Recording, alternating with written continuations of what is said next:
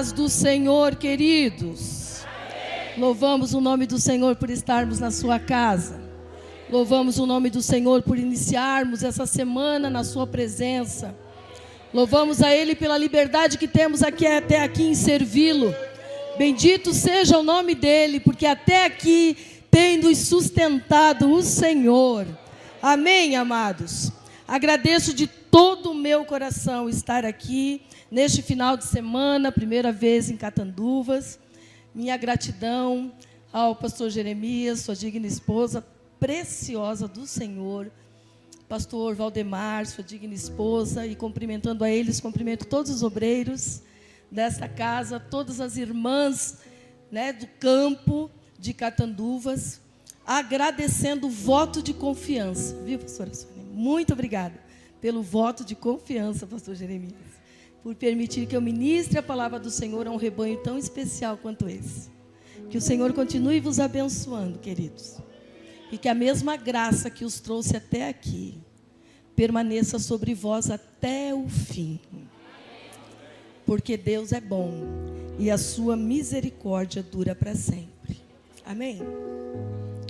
Eu observei que ontem todos os louvores que foram ministrados pelas irmãs aniversariantes, na sua maioria, praticamente todos, se remetem à volta de Jesus. Motivo pelo qual precisamos permanecer embaixo da graça. E o Senhor começou a ministrar no meu coração, e eu quero compartilhar com vocês uma parábola contada por Jesus, que chama a atenção para estarmos preparados e a entendermos que realmente fazemos parte do último clamor, do último tempo da igreja. Então, por bondade, eu quero que você abra a Bíblia no Evangelho segundo escreveu Marcos, capítulo de número 13, a partir do versículo 28. Evangelho segundo escreveu Marcos, capítulo de número 13, a partir do versículo 28. Bendito é o nome de Jesus.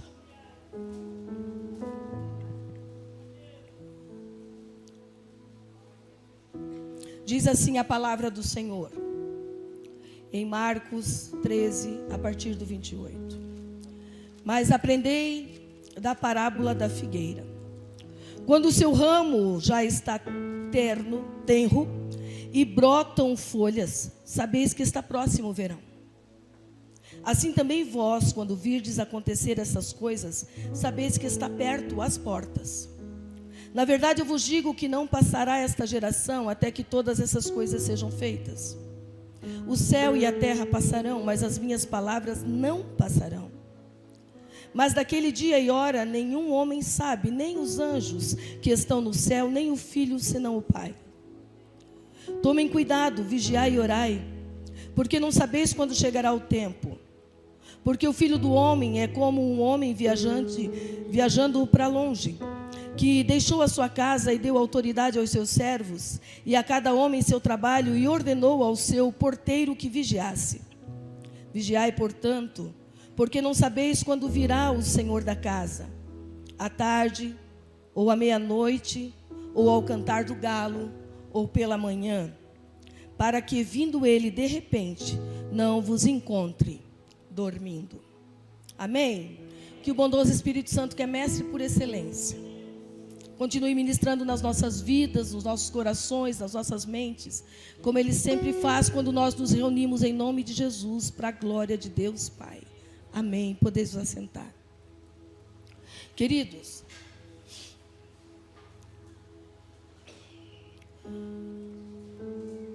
esta parábola, Jesus contando, Ele começa falando de um tempo que precisa ser discernido, de um tempo que precisa ser identificado. A Bíblia diz que o espiritual, e assim nós somos chamados para ser, nós não militamos só aqui no natural, nós somos um povo que foi chamado para militar e para ter compreensão das coisas espirituais. A Bíblia diz que o espiritual, ele discerne todas as coisas. E de ninguém ele é discernido. E Jesus vem falando da importância de discernirmos um tempo que nós não sabemos nem o dia e nem a hora, mas pelos sinais esse tempo pode ser percebido. Eu não sei, creio que você já identificou isso, mas assim como Deus muda, como Deus se move de forma diferente, de acordo com o tempo, embora Ele não mude, o adversário das nossas almas também muda a sua maneira de agir. E de uma forma muito sutil e de uma forma muito eficaz, infelizmente, ele tem conseguido agir nas mentes. Ele tem conseguido dispersar as nossas mentes, ele tem conseguido se infiltrar nas nossas mentes, ele tem conseguido, com insistência, nos manter olhando para o chão, quando a palavra diz que precisamos olhar para o alto, porque é de lá que nos vem o socorro. A Bíblia também diz que precisamos pensar nas coisas que são do alto. Sabe, em tudo que é bom, em tudo que é de boa fama, em tudo que agrada. Sabe, pensar nas coisas do alto é pensar nas coisas que dizem respeito a nós diretamente como seres espirituais. Pensar nas coisas do alto é trazer à memória o fato de que aqui estamos só passando. Está chegando o momento de estarmos para sempre com o amado das nossas almas. Então ele diz, olha, você não sabe o dia e nem a hora. E ele fala, nem os anjos e nem o filho. E ele se refere dizendo que o filho não sabe porque ele estava na terra. E na terra, como homem, ele não poderia dizer que sabia. Porque ele não podia reivindicar a sua condição de Deus. Ele estava aqui como homem. Então ele disse, os anjos não sabiam e Deus e o filho também não sabe. Mas ele então passa a citar, sabe, 4 períodos em que o mover do Senhor, de Deus, na igreja foi diferente. 4 períodos em que Deus se apresenta, se revela para a sua igreja, se revela para as pessoas e começa a agir. Então ele diz, olha, você tem que estar atento, porque a vinda do Filho de Deus é como um senhor, como um proprietário que sai em viagem e dá ordem aos seus servos. E ele deixa bem encarregado cada um do que precisa fazer. E ele ordena a um porteiro que fique atento e que esteja sempre vigilante, porque esses servos não sabem quando ele vai voltar. Esses servos não sabem quando ele vai chegar. E eles têm tarefas a fazer, eles têm tarefas a cumprir. Eles têm coisas que precisam ser apresentadas, concluídas, para que eles não sejam então surpreendidos. Ele diz ao vigilante, ó, fica na porta e fica atento. Então ele diz, vigiai, pois, porque vocês não sabem a hora que ele pode vir. E aí ele começa a falar, vocês não sabem se ele pode chegar à tarde. E à tarde se refere ao período em que a igreja foi formada, literalmente. A tarde se refere ao período em que Jesus já tem ressuscitado e após a sua ressuscitação, sua ressurreição, ele vem e ele conversa com os seus discípulos e ele ordena a eles e conversa com eles e vai ao encontro daqueles que tinham se distanciado e traz a todos eles e se reúne com eles e aparece para eles e os fortalece de tal maneira que um grupo de algumas pessoas se reúnem em Jerusalém e ficam ali até que do alto eles são revestidos de poder. E a partir daquele momento, então, a igreja é fundada. Então, a parte da tarde, o período da tarde é o momento em que estava muito vivo na vida daqueles discípulos tudo que Jesus tinha feito, o que eles tinham visto e o que eles tinham ouvido. Era um momento que, como o final da tarde, assim, sabe? Quando a tarde está começando a cair, mas a iluminação, a claridade ainda se faz presente. Nós não precisamos abrir as cortinas da casa. Se nós estamos de carro na rua, a gente não precisa da luz dos faróis para enxergar, porque a claridade ainda é suficiente para que a gente enxergue sem o auxílio de uma luz. Esse período da tarde é o período em que estava muito latente dentro deles o que Jesus havia feito, ensinado e dito a eles. Então é como se eles se reunissem naquele período e eles se fortificassem um ao outro através do que eles viram, através do que eles ouviram. Então durante as reuniões eles diziam: olha, você lembra quando o nosso mestre esteve diante do túmulo de Lázaro? Você lembra como foi? E ele disse: sim, eu lembro. Ele chegou lá, as irmãs de Lázaro estavam tristes, Maria se prostrou diante dele e disse: tu deverias estar aqui, porque o mestre não teria morrido. E ele então chora com Maria, ele chora com todas aquelas pessoas que estavam ali. Nós lembramos, eu lembro disso. E você lembra como ele falou diante daquele túmulo? Ele disse: pai, tu sempre me ouves. Sim, eu lembro. Estava muito vivo na mente deles tudo quanto Jesus havia feito, tudo quanto Jesus havia ensinado. Era um período em que a presença de Jesus era tão latente, que era como se de fato ele não tivesse saído dali. Sabe, foram experiências reais, verdadeiras. Foram experiências baseadas em convivência. Foram experiências que marcaram a vida deles. Então eles se estimulavam e se animavam uns aos outros, falando a respeito daquilo que eles tinham visto. Este foi o período da tarde, em que a igreja foi formada, foi fundada. O momento em que Pedro se levanta, não mais temeroso, não mais assustado, mas já transformado, cheio do Espírito Santo, não mais com medo de ser identificado como discípulo de Jesus, mas cheio da graça. Ele se levanta e num só discurso ele alcança quase 3.000 almas. Então mesmo Pedro, que se assustava antes, agora é cheio de ousadia e fala e prega e batiza pessoas, e vê milhares, sabe, centenas de pessoas sendo batizadas também no Espírito Santo. Esse foi o período da tarde, o período que hoje nós podemos ler nas Escrituras, né? Hoje nós podemos ver nas Escrituras, e nós também nos alegramos, nós também somos impactados pelo que está escrito ali. Sabe, eu me alegro quando eu vejo a forma como o Senhor atrai Paulo, a forma como o Senhor transforma a vida dele, a forma como o Senhor o levanta, a forma como o Senhor o usa. Essas coisas impactam a minha vida, porque é o mesmo Jesus hoje. Ele é o mesmo. A sua palavra diz no livro, na Epístola aos Hebreus, que Ele é o mesmo ontem, hoje e eternamente Ele será. Ele é o mesmo que curou, o mesmo que ressuscitou, o mesmo que trouxe à vida tantas pessoas, o mesmo que parava para ensinar e que, se fosse necessário, sentava e desenhava para que as pessoas compreendessem a sua palavra. É o mesmo. É diante desse Jesus que nós estamos.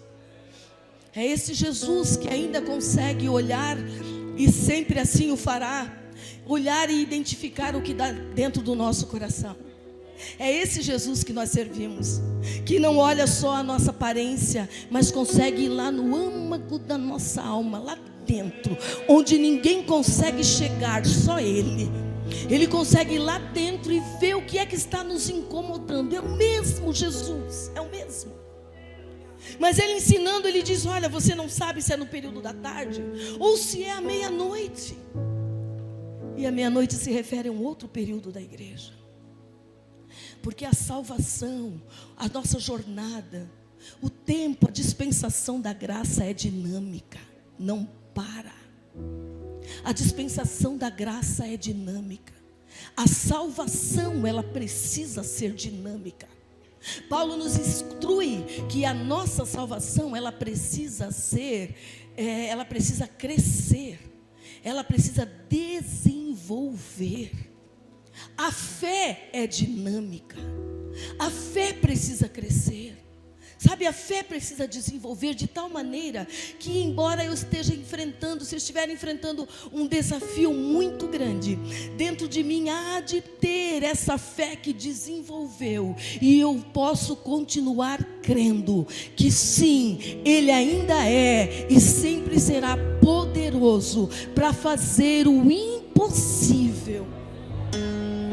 Para crer que se lá na primeira fase da igreja ninguém impediu, ninguém cercou, ninguém fez com que a igreja não crescesse, não vai ser nesta última fase que a igreja será impedida, que a igreja será tolhida, que calarão a nossa boca, até porque se calarem aqui, os céus entenderão o que está aqui dentro, e o que está aqui dentro haverá de mover os céus em favor daqueles que servem ao Senhor.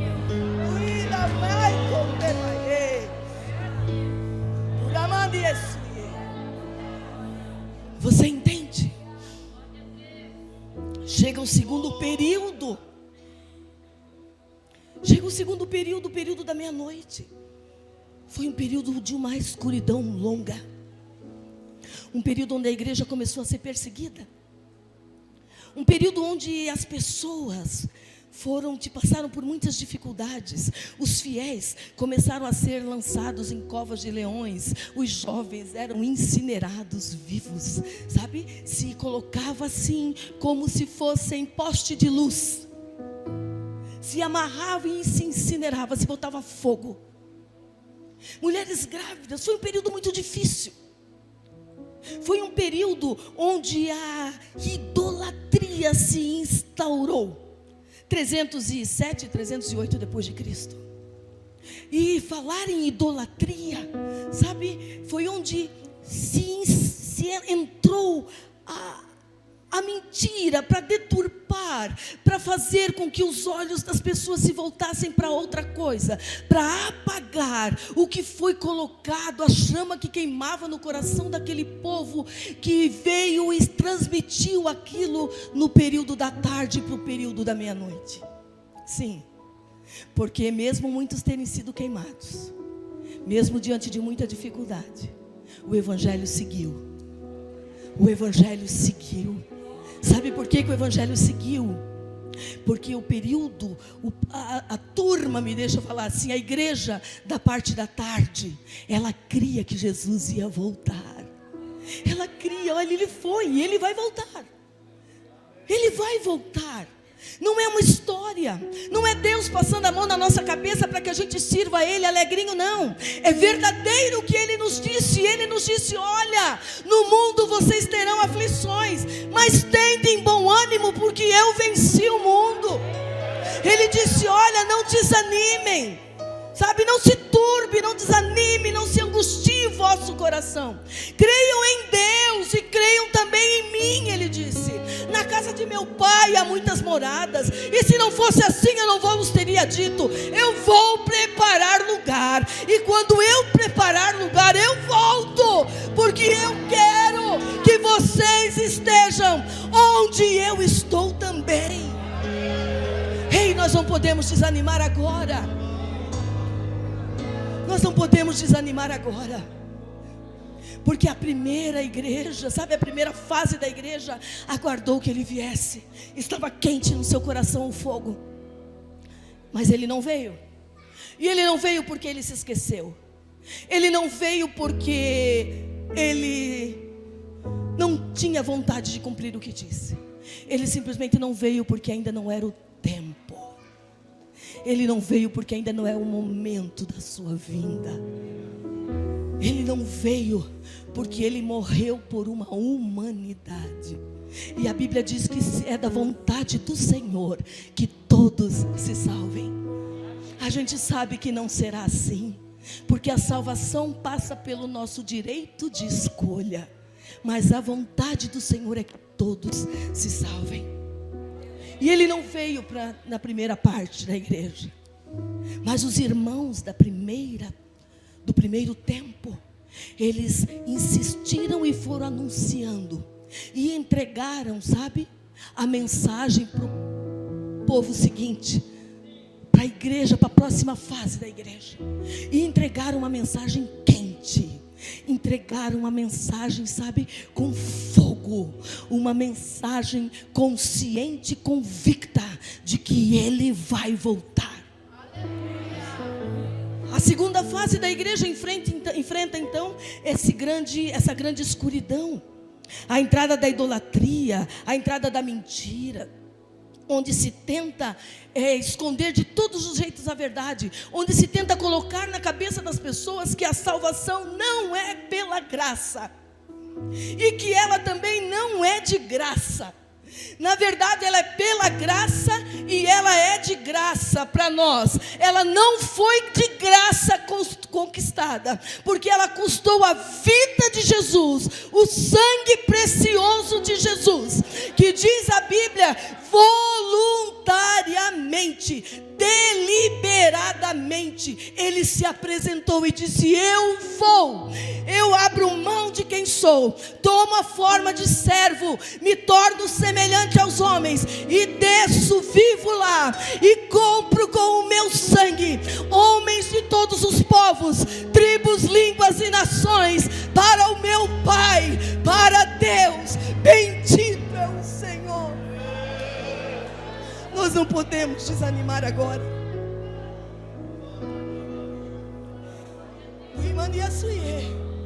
Nós não podemos desanimar. Nós precisamos insistir, ficar nos pés de Jesus, dizer: Senhor, me enche da tua graça,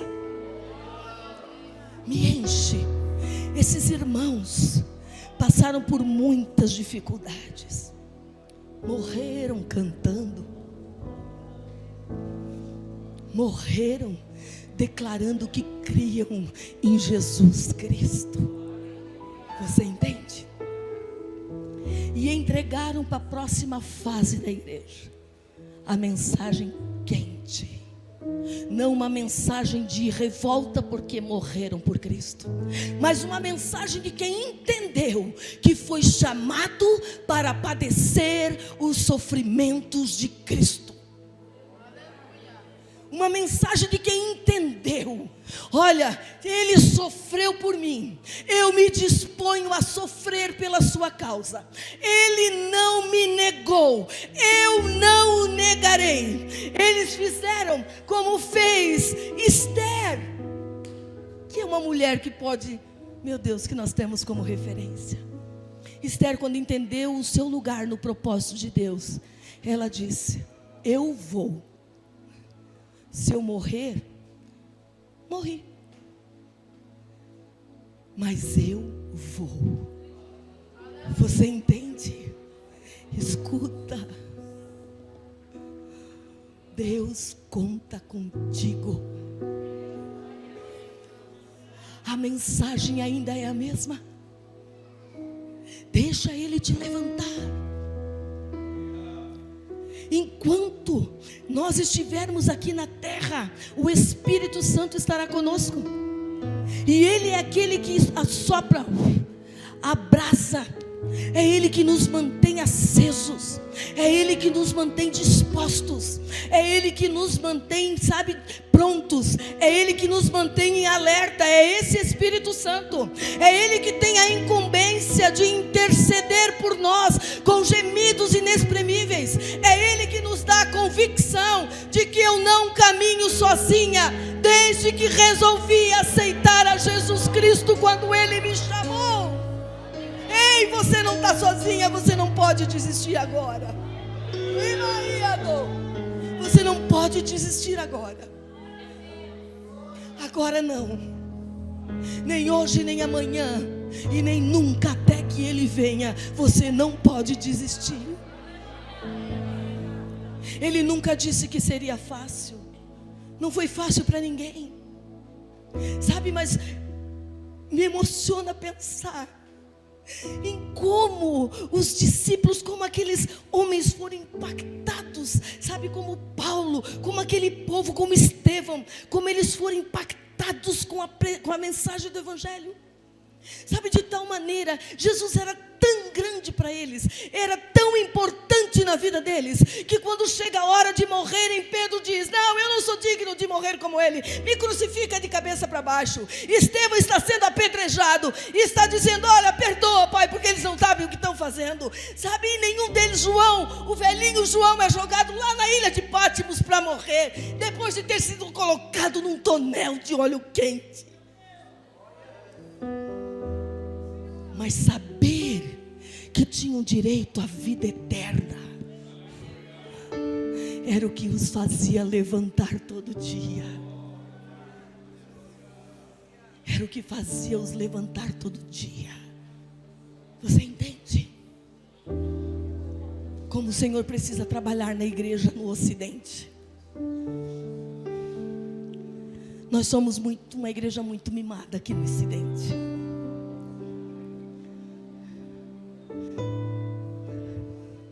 Nós no Brasil especialmente somos uma igreja muito mimada.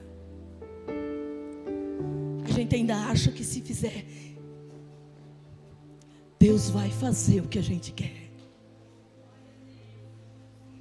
E o Senhor está lá de cima, debruçado no parapeito da eternidade, não como um mero observador, mas procurando verdadeiros adoradores. E procurando alguém que se coloque na brecha, procurando pessoas que entrem na brecha dessa geração, procurando pessoas que entrem na brecha dessa geração. Eu tenho orado assim, eu disse: Senhor, como é que eu oro nesse tempo? Como é que eu vou orar nesse tempo? Espírito Santo, me ensina. Então ele disse: peça que te seja revelada qual é a brecha desta geração, porque se alguém estiver nela, eu não destruirei.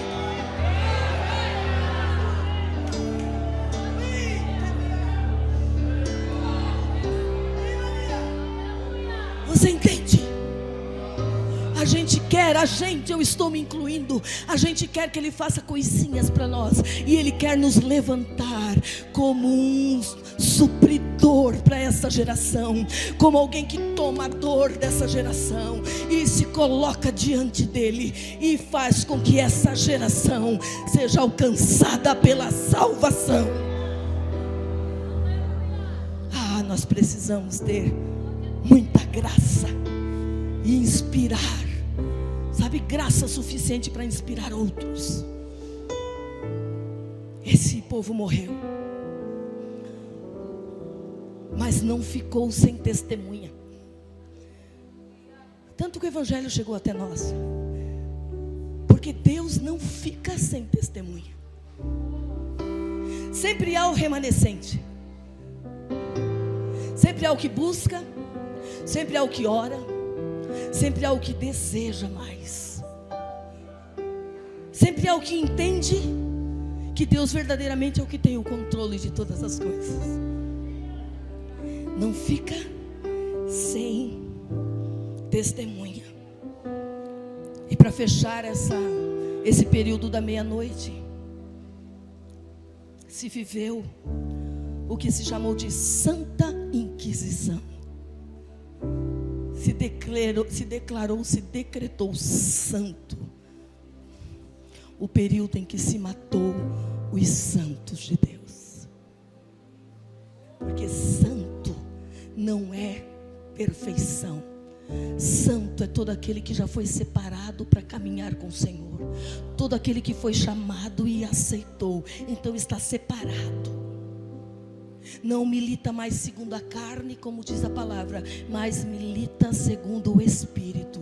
Não faz mais uso de armas carnais, mas faz uso de armas espirituais, porque entende que faz parte de um exército que também é espiritual. Irmãos, irmãs, quando nós entendemos isso, e eu não me coloco como alguém que já entendeu tudo, não. Eu estou ministrando e compartilhando a forma como Deus tem movido a minha vida. Verdade é que quando a gente entende essas coisas, a gente se aproxima de Deus e a gente vê fluir tudo aquilo que é para nós. Entende? Coisas que a gente ficou pedindo e buscando, mas simplesmente porque nós estávamos na contramão dos princípios de Deus, porque a Bíblia não diz que eu tenho que ficar, sabe, correndo atrás do que me é direito. A Bíblia diz que se eu dedicar o meu coração a Deus, se eu me dedicar a obedecer, se eu prestar atenção nos seus mandamentos, se eu prestar atenção nos seus princípios e o meu coração se desejar vivê-los, tudo o que é para mim corre atrás de mim e me alcança. Você entende? E alcança mesmo. Deus faz o impossível. Termina esse período da meia-noite, chega o período do cantar do galo. O cantar do galo anuncia que o amanhecer está próximo, né? Anuncia a madrugada. O galo canta quando está próxima a hora de amanhecer. É assim, no interior, até hoje é assim. Foi o grito da reforma protestante. Antes de qualquer outra pessoa, antes de Lutero se levantar, outros pré-reformistas, sabe, se levantaram preparando o caminho, porque as coisas no reino de Deus são assim. A Bíblia diz que tem aqueles que vão abrir o caminho, tem aqueles que vão vir semeando depois do caminho aberto, tem aqueles que vão vir regando as sementes, e tem aqueles que virão colhendo o que foi semeado. É assim. Verdade é que os períodos da igreja mostram que Deus em todo tempo responde a toda crise que há, levantando pessoas. Você pode achar que é ousadia da minha parte, tudo bem. Deus conhece meu coração, mas eu tenho desejo de ser resposta. Eu tenho desejo de ser resposta. Eu tenho dito: Senhor, se tu vem em mim, se tu quiseres me usar como resposta para esse tempo em que eu estou vivendo, gasta os meus dias naquilo que tu queres fazer neste tempo. Usa os meus dias, usa a vida que eu tenho, porque eu tenho desejo de ser resposta. Você entende? Outros pré-reformistas se levantaram para abrir o caminho, assim como João Batista abriu o caminho, preparou o caminho, aplainou o caminho terreno e espiritual para o início do ministério de Jesus. Quando nós lemos lá no último livro do Antigo Testamento, no livro do profeta Malaquias, o último versículo, você vai ler que o Senhor levantou alguém com o espírito de Elias, que era João Batista, e que ele pregava o arrependimento, e que ele dizia assim: olha, o coração dos pais se converterá aos filhos e dos filhos aos pais. Passam-se 400 anos que Deus não fala com a humanidade. 400 anos. Algumas Bíblias até têm uma folha em branco representando esse tempo do silêncio de Deus, em que Deus não se pronuncia coletivamente, em que Deus não fala. E aí, nesse período, depois de 400 anos, o Senhor se manifesta e começa a anunciar o nascimento de Jesus. E Lucas escreve dizendo que através de João Batista o tempo para o Senhor foi preparado para que ele se manifeste. E a palavra de João Batista era arrependimento. E o evangelista Lucas diz: e muitos corações dos pais se converteram aos filhos, e muitos corações de filhos se converteram aos pais. Sabe por quê? Porque o princípio de Deus é sempre o mesmo. Ele quer e vai trazer um avivamento antes da sua vinda. Eu não creio num avivamento coletivo, pelo menos que não se iniciará coletivamente. Eu creio em corações contritos que vão entender que sem Ele não dá, e vão começar a se colocar diante dele. Eu creio no coração de mulheres que vão entender que precisam ser cheias da graça. Eu creio no coração de mulheres que vão se levantar e vão dizer: Senhor, me levanta como uma mulher que inspira, me levanta como uma mulher que soma para o teu reino, me levanta como uma pessoa que soma para a tua causa, me levanta como alguém que te ama e demonstra este amor através da vida.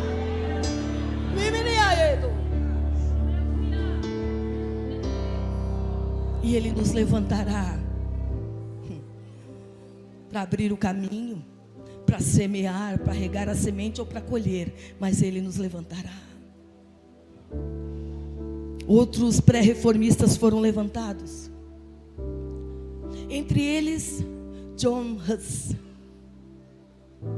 conhecido como Ganso, que anunciava: olha, tem um mover de Deus diferente. Porque a Bíblia diz que Deus não faz nada na terra sem antes avisar aos seus filhos, os profetas. Há um mover de Deus, ele discerniu, há um mover de Deus, sabe? Como Jesus começou a falar ali na parábola, vocês precisam entender que quando floresce a figueira, está chegando a hora do fruto, ou seja, aprendam a discernir o tempo pelas coisas que estão acontecendo, aprendam a discernir o meu mover pelas coisas que estão acontecendo. Não esperem que eu vou demandar alguém descer do céu e ler para vocês o que está escrito lá, porque eu já deixei escrito aqui.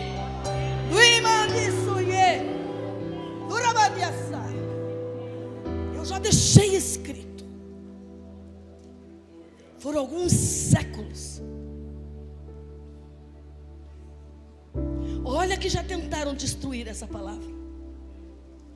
Olha que já se levantaram e disseram: pronto, agora nós vamos acabar com ela. Tal qual Ele inspirou a escrita, tal qual Ele inspirou o conteúdo, o mesmo Deus tem a mantido em segurança, porque aqui tem a revelação de quem Ele é. E é para isso que essa palavra foi escrita, para que todo homem, toda mulher que se relacionar com ela, compreenda e se aproxime de quem Deus é. John Huss discerne isso e ele se levanta. E ele passa a falar deste mover de Deus que está às portas. Ele estava se referindo à reforma protestante. E a maneira de silenciá-lo foi capturando John Huss, o amarrando em praça pública e colocando fogo em volta. E à medida que o fogo ia chegando perto dele, e à medida que o fogo ia o queimando, diz a história, que ele dizia olhando para o céu: estão queimando apenas um ganso, mas Deus haverá de levantar um cisne, e esse não será queimado. Esse haverá de fazer o que Deus declarou já desde a eternidade. Há um tempo de realinhamento na palavra. Ele dizia: as pessoas vão entender que a salvação é pela graça e não por qualquer outra coisa. E sabe de onde vinha essa força de John Huss e de todos os outros pré-reformistas e de todo o povo que veio antes dele? Da convicção que eles tinham de que Jesus é o caminho, a verdade e a vida. Ele veio, morreu, ressuscitou, está à destra de Deus intercedendo por nós e voltará. Eles tinham convicção disso. Coisa alguma nessa terra arrancou deles isso. Sabe, eu estive por algumas vezes na África e eu morei em Angola, no último ano da guerra e no primeiro ano da paz. E uma coisa que sempre me comoveu nos africanos é que quando a gente diz para eles: você é crente? Ele diz: ô mamá, eu sou crente e eu sou salvo, porque o meu nome está escrito no livro da vida. E há tanta alegria em reconhecer isso. Porque o maior presente que o Senhor poderia fazer por nós, Ele já fez. A maior obra que Ele poderia fazer a nosso favor, Ele já fez. Ele enviou seu Filho. E a partir disso, tudo me é possível se eu crer. A partir disso, tudo me é possível se eu crer. Se eu estiver ligada nele, tudo me será possível. Joe Hans e tantos outros, tantos homens e mulheres, morreram acreditando que Jesus ia voltar. Mas não morreram só acreditando que Ele ia voltar, morreram deixando corações incendiados com essa verdade, com essa esperança. E Jesus não voltou na primeira fase, Jesus não voltou na segunda, Jesus não voltou na terceira. Não porque Ele esqueceu, mas porque ainda não era o momento. Ainda não era o momento. Ainda haveria de se levantar um outro período da igreja. Ainda haveriam de nascer outras pessoas. Ainda haveriam de ser chamadas outras pessoas para estar com Ele. E eu louvo o Senhor, porque entre essas pessoas eu estava, sabe, o meu nome estava escrito lá. Ei, Ele me chamou para estar com Ele. E é o último período. A reforma se deu em 1517. O nosso país foi descoberto em 1500. Eu gosto de pensar nisso, sabe? Eu agradeço a Deus por isso. Senhor, muito obrigada, porque nós tínhamos só 17 anos. E a verdade foi declarada em 95 teses, que foi pregada numa porta.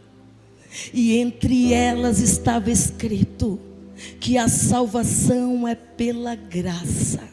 Somente a graça, somente a fé, somente as escrituras.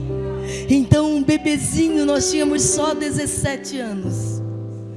Sabe, eu gosto de pensar que Deus focou e contou desde antes de existirmos com o Brasil. E nos fez surgir um pouquinho antes, em que o mundo inteiro já existente precisou ouvir que para se chegar a Deus é necessário entender que é fé, escritura e graça. E deu. Então ele diz, olha, pode ser no cantar do galo ou pode ser pela manhã. Se o cantar do galo anunciava o novo amanhecer, então amanhã é o dia claro. E já amanheceu. Já amanheceu. A reforma protestante já tem mais de 500 anos. 506, 507, não me recordo. Mas já tem mais de 500 anos. Já amanheceu. Já amanheceu e é o nosso tempo. A luz chegou em lugares que nunca se imaginava chegar. Eu tenho uma amiga chamada Márcia. Ela mora num país onde o evangelho não é permitido. O Senhor a chamou. Ela fez medicina para poder entrar como médica. Ela estudou o idioma durante 8 anos, enquanto ela cursava medicina, para ela poder falar o idioma, poder entender o idioma e poder escrever no idioma. E quando ela estava pronta, ela foi para lá. E até hoje ela está lá. Ela diz, olha amiga, às vezes a gente tem só um pedaço de uma folha da Bíblia. Às vezes a gente tem que se esconder muito, e assim, em grupo de 2, de 3, e muitas vezes sozinho, quando a gente percebe que estão ouvindo, que estão, sabe, atentos. Mas uma coisa eu tenho para te dizer, amiga: desta nação onde Deus me trouxe, no dia em que Ele vier buscar a sua igreja, se levantará também um grupo de pessoas que estarão na eternidade com Ele, porque Ele tem nos enviado para cá. Você entende? Ei, Jesus está voltando. É necessário voltar o nosso clamor para que os nossos não fiquem, para que o Senhor traga-os para dentro da arca. Você entende? Eu estive num congresso de missões.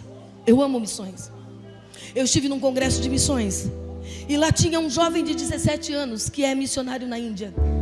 E então ele disse: olha, Deus me levantou para este tempo. Eu tenho passado muitas dificuldades. Eu te falo isso porque se eles, com a realidade deles, sabe, eles entenderam que essa mensagem está sendo passada de tempo em tempo, e aqueles que vieram antes de nós assumiram a responsabilidade de mantê-la, e mantê-la viva, e mantê-la quente, e mantê-la em fogo no Espírito Santo. Nós também temos essa responsabilidade. Eles entendem isso. Então aquele menino falou, ele disse: olha, eu tenho o meu corpo todo marcado, porque algumas vezes já me retalharam com gilete, dizendo que eu tenho que parar de anunciar a Cristo. E eles me jogam porque imaginam que eu morri. Mas Ele mesmo vem e medica as minhas feridas. Ele mesmo senta do meu lado e fala comigo. Ele mesmo diz: está chegando o dia em que eu te levarei para estar comigo, mas ainda conto contigo nesta nação. Então não cale, não cesse, anuncia, porque quando terminar aqui, tu estarás para sempre comigo ali.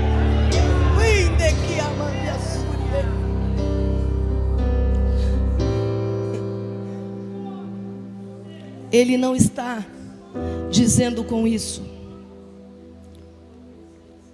que não está atento ao que está lhe acontecendo. Nós servimos um Deus que está muito atento. Nós servimos um Deus que nunca foi pego de surpresa e não será.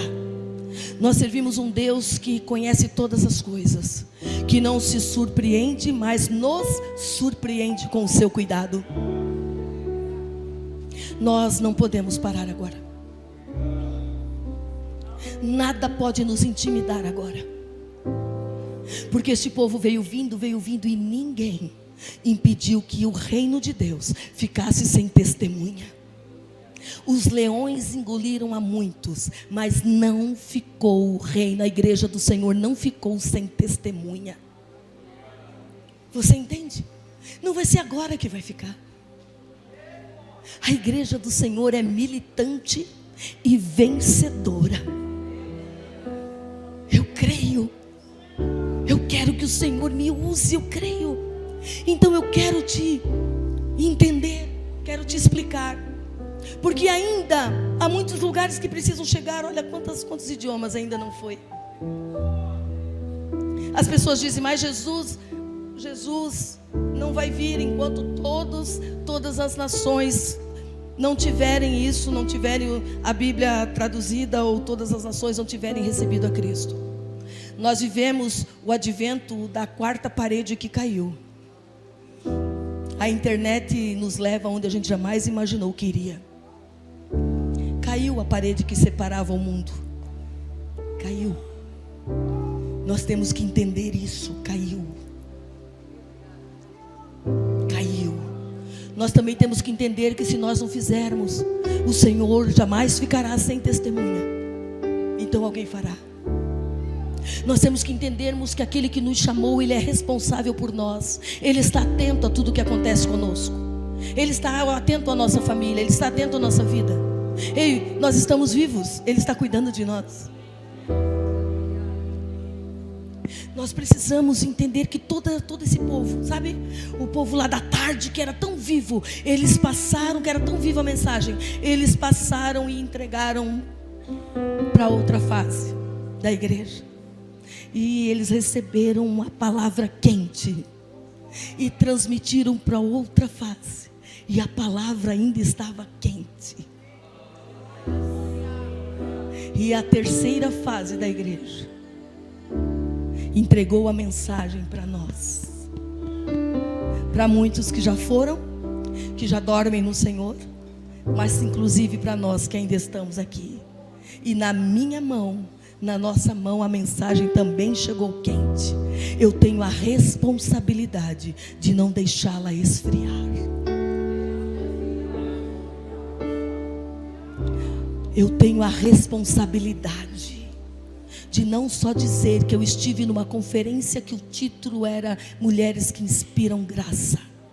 Eu tenho a responsabilidade de dizer: eu estive na conferência e eu pedi, clamei e continuarei clamando para ser uma dessas mulheres que inspiram a graça salvadora de Jesus. A graça que sustenta, a graça que mantém de pé, a graça que doa a sua vida. Ei, doa a vida. Ele é a nossa referência, a graça que doa a vida. A graça que faz com que a gente olhe para trás e diga: poxa, eu poderia ter começado antes, porque daí eu já teria feito mais. Agora eu estou tão próxima, sabe? Eu estou próxima já do fim.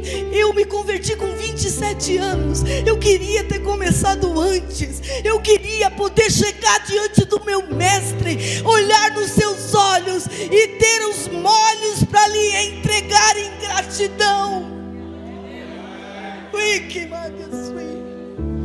Porque Ele é o único digno. Ele é o único digno. Ele é o único digno. Eu não sei qual é a tua história, mas esse Deus que tu serves está atento a ela. Podes te doar. Pode pedir para que Ele te dê mais. Pode pedir para que Ele te revele a palavra. Pode pedir para que Ele aqueça a mensagem no teu coração. Pode pedir para que Ele renove as tuas forças. Pode pedir para que Ele te ressuscite se for necessário. Pode pedir, porque o Espírito Santo ainda está aqui. Nós ainda estamos aqui e Jesus Cristo ainda não voltou. Por bondade, vamos estar em pé.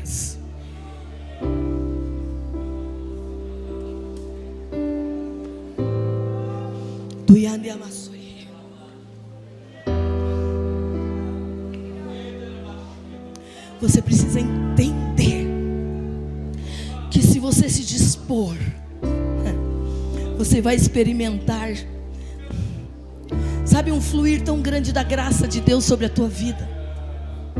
Você vai experimentar um realinhamento das coisas na tua vida. Você vai experimentar ver um Deus botando as coisas em ordem, tão somente porque você se dispôs a manter quente a mensagem da salvação.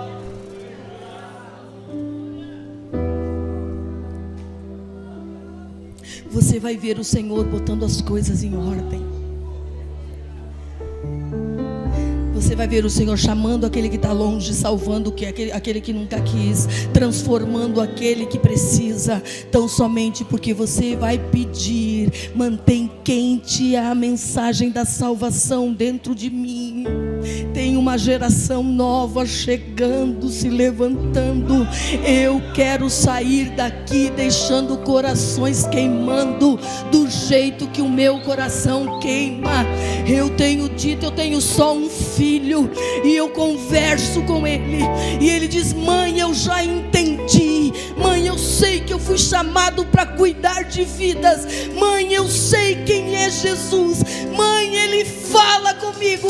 Eu digo: filho, guarda tudo que ele te diz, filho, e não deixa nada apagar do teu coração a certeza de que Cristo está voltando. Ele virá. Ele virá. Ele virá. Ele virá.